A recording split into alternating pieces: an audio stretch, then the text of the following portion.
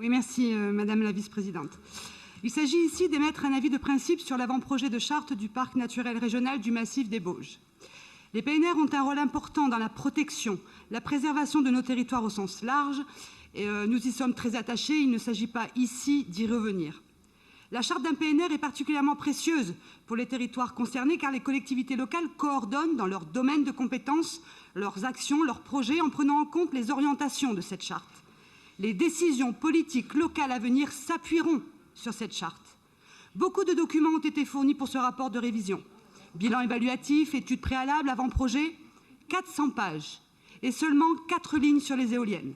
4 lignes sur cette véritable aberration économique, écologique, environnementale et qui saccage nos territoires, dont les plus touchés, il faut bien le dire, sont la Drôme et l'Ardèche.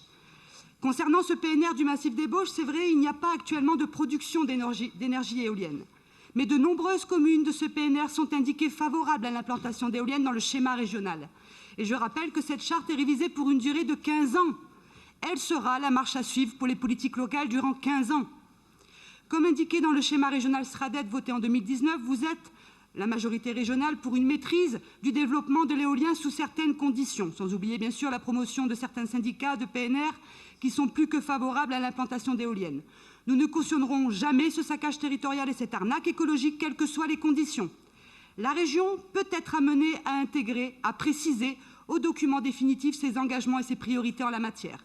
C'est pour cela que le groupe Rassemblement national appelle la région à incarner une véritable politique de préservation de nos territoires et à indiquer clairement, sans ambiguïté, dans la charte et à nos partenaires locaux son opposition à tout projet éolien, quel que soit l'endroit d'implantation. Cette demande fera l'objet d'un amendement et conditionnera d'ailleurs notre vote sur cette révision de charte. Je vous remercie. Merci Madame Porquet. Je vais donner la parole